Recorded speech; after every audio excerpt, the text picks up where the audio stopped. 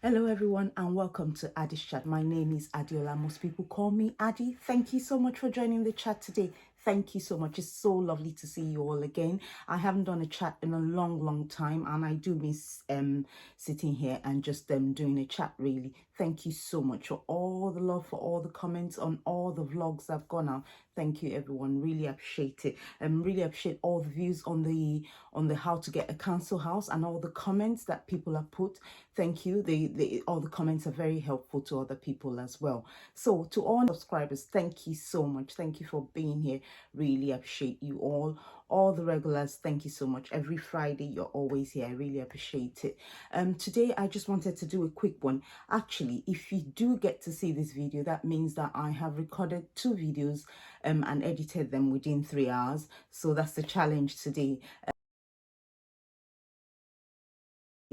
That's a series, one of the Netflix series, Squid Game. If you haven't heard about it, you can just Google it to find out a bit more about it. I'll try not to give anything away. I'll try not to really talk about what happened in the movie, but I wanted to share a few. The movie's yeah, it's one of those ones where you're not sure. At first, I didn't really want to watch this movie. When I'd seen the first episode, when I'd seen a few things, I didn't want to watch it because I just felt that it wasn't something I'll be interested in. And then as it went on, I couldn't stop watching until I finished watching all the whole series. Really, there were loads of places I had to fast forward, but I watched it to the end, and there were so many lessons, so many lessons to be learnt there really. So I thought I'll share that with you really. So just to give a bit of background, it's the movie, it's about playing games really, kids games, playing games to win money. I think that's what I'm just going to leave it there really. You would have to read you'd have to watch it or watch the trailer to get a bit more, because I don't really want to spoil the experience for anyone. I watched it with having no preconceived idea, so it would be nice for you to do the same really. So yes, so the lessons learned really, you might not be able to relate until you actually watch this movie, but for me there were loads of lessons learned. There were more than, in that movie there were possibly more than 20 lessons learned, but there were key lessons for everyone really to take home from there. If you leave all the, aside from all the stuff that was going on that was not really palatable really, but if you leave all that aside, there were key lessons. There was possibly 5 or 6 key lessons to take away from them. The first key lesson for me was that money is not everything. You get to hear people from time to time. Most people know that money is not everything, but a few people have changed and not change. A few people just feel that money is everything. If you've got money, really, there's nothing that you won't be able to go through. That's what people say. If you've got money, it's better than if you're crying in a mansion. It's better than crying in a small house, really, or crying in a hut. People say that really, but to be honest, from this movie, you would see that money is not everything. Money is something that could be important. It depends on how you use it, but money is definitely not everything. Even with all the money that people assume that they have, really, people still don't have happiness. People still are not content. So it just shows that money is not everything.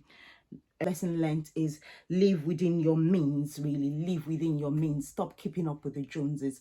This lesson, one of the characters there, I think his name is Sonwo, one of the characters there, everybody in his neighborhood actually thought that it was because he'd gone out of the country, he studied in the best school, he went to the best colleges, graduated, got a good job, and he lives in America. But actually, what people didn't know was that he was involved in a lot of fraud where he went to, and he was in debt, really, a lot of money, a lot of money. But that's not what people knew back where he grew up. People just thought that he was doing very great, and when you see him, it was all put together. He's all put together all the time, really. You would never know. He was drowning so much in all this money that there were bailiffs after him, there were collection people after him, but it was every time you saw him, he maintained a certain type of look, really, because obviously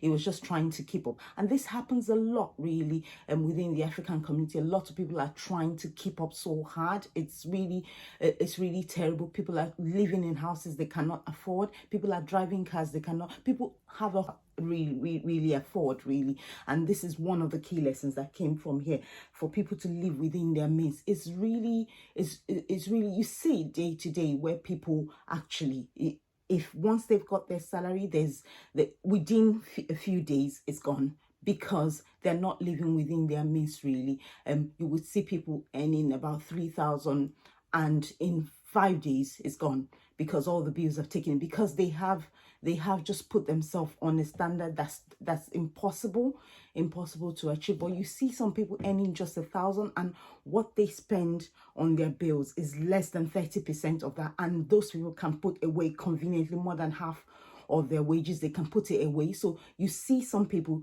not a lot of income, but they do have, they do live within their means. So they've got savings, they've got backing, but you've got people that built all these things around themselves that they cannot afford at all. It's really terrible. I would suggest that they watch that film, really.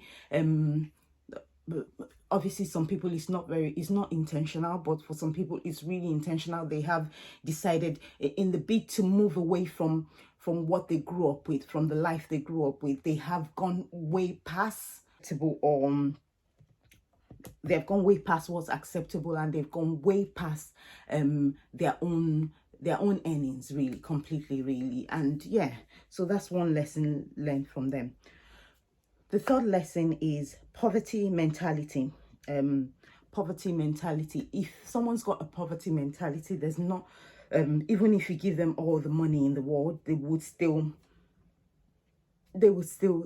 be poor, really. There's nothing you can do. If somebody's got a poverty mentality, is the worst thing ever. They would still be poor, even if they're wearing all the brands in the world. And you see in the community, in the society, this movie is really a reflection of the society, what's happening in the society. It depicts a lot of things that's happening out there. You would see these people wearing brands upon brands, and labels upon labels. They'll put it together like a mishmash thing. They're all expensive things they're wearing, but it doesn't actually, it doesn't speak true. The brands are getting the money, which is good for the brands, but it doesn't actually translate. There's nothing, they're never put together, really. It's a mindset, really. It's a mindset. If somebody's got a poor mindset, even if they, and you will see again, this type of people will acquire again, in a lot. I will refer back to a lot of people within the African community. They would acquire so many things through illegal means, and through duping other people, acquire all these things, so many cars, and it will not translate in their physical appearance. When you see them, you cannot, there's no way, there's nothing, half of the time there's nothing sensible that comes out of them. But again, that mentality blocks out everything, really. You cannot see past that this person is really poor, even though they have layers upon layers of things to cover it. Whereas you see somebody that's actually just doing okay, and they have maybe a t-shirt on, and they're so put together that what comes out of their mouth, people are like, this is actually information that's useful for everyone. It's really, it says it all in that movie towards the end. Again, I don't want to try and give away a lot of what happened, so that when you watch it, really, there will still be the suspense, and you still have that feeling. And I'm not going to try and give away anything about that movie. The other thing is, there is always another option. There is always another option. That's one other thing that the movie depicts. There's always another option. In the movie, when they first started to play this game, they didn't realize the consequences, what would happen to other people that would lose out in the game. And as soon as they found out, people decided to take a vote, whether to stop the game or not. They took a vote to stop the game, and the game was stopped. Really, fair play to the person that organized the game. The game was stopped, but then people were given an option to come back. Now, knowing fully well what the consequences are for them, for other people that are involved in the game, people willingly came back. People willingly came back. And there were people that did not come back because they weighed the option and they thought there was another option. But some people came back with the mind of there's nothing. They came back with a mind saying, and some people actually said it out, that there was nothing, that their life outside of that game was worthless anyway. So they were willing to risk everything to come and try to try in this game, really, which is not always the option. Really, it's not. There's always another option. There would always be another option. It might not be convenient, it might not be the best option, or the quickest or the easiest, but there's always another option, really, rather than doing a do or die deal. There's always another option. There's always another option. It might not be as quick as that do or die deal, but there is always another option. And people really have to calm down when things have gone beyond control, really. I think that the best thing is to step back completely from the situation. Look at it, get as much help as you can get, really, rather than going for a do or die deal, really. So that's the lesson learnt in that one. I think I'm on lesson number 5 is life is in phases, really. Life is in phases. What you think you need that money for today, what you want that money for, that's a do or die. What you think you really need to do, you need to be doing it now. You need to be doing it this year, really. What that thing that you think you need to be doing, really. It's just a matter of time, and it will pass, and there will be something else that you need to be doing again, and then there will be something else, and there will be something else. Really, where I'm coming at is that life would have, there are good times. There will be good times always. There will be really, really good times, and there will be not so good times in life, really. You just have to make sure that in the good time, you are kind of keeping on top of things in the good times, because when the bad time comes, you can easily roll with it, really. This is it. I hope you understand what I'm saying. But in life, there will be good times, there will be not so good times. So when the not so good times are here, don't take a do or die option again. Don't take a do or die option. Just like the previous point that I talked about, move away from the situation and assess it. Although this is a movie, but really a lot of people will probably think that their life situation is like that. It's quite extreme, and it's either they take an option that's a do or die, or they don't have any options at all, really. Again, there are options, there are other options. There's always another option, really. It might not just be a SQUID, there's always another one. So life is in phases, really. Yeah, don't what's happening today, presently today, tomorrow it might not be quite relevant. What you need that money for, what you think, oh, it has to be done today. If it's not done today, oh, there's no going back, this it might not be relevant tomorrow. There might be some other problem or some other thing that's greater than that tomorrow, really. I will give the example quickly of this character, the main character in this show. He really wanted the money to look after his mom. When he got this money, he finally won. When he got this money, his mom was long gone. She was dead in the house. Nobody knew that she was dead, really. So the thing, the going through all this process, this really completely awful process of getting this money for his mom was not worth it, because he now had the money and his mom was not there anymore.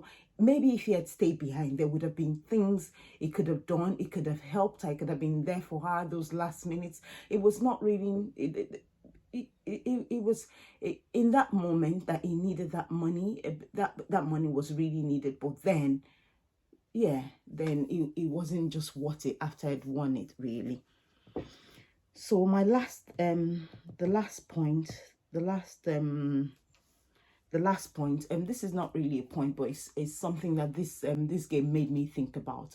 It made me think about gambling in Africa, gambling, particularly where I've seen a lot of it being advertised recently is in Nigeria, and I've seen it on social media that all these people that do small skits are now advertising. I'm not going to mention the company, all these big companies, they're now advertising it, really. I think this is going to be a huge problem in a few years to come, really. I don't think gambling should be openly advertise, especially to people who actually, especially to people people who are living below the standard living rate. Really, a lot of people are struggling in these African countries. Gambling shouldn't be an option that's offered easily to them like that. Really, a lot of people are, because when people that are struggling go into gambling, they put their all hoping that they, and gambling is not some, it's a game of chance, really. So it's not something anybody should go into. And what happens really after they've played one game is people now become addicted. This the Western country, they're dealing with a lot of gambling issues, really, but in Africa they're now starting to pick up. Gambling is now more readily available. I don't think they're even checking people's ages before they let them gamble. Really, this is a big problem that needs to stop right now. It needs to be looked at, really.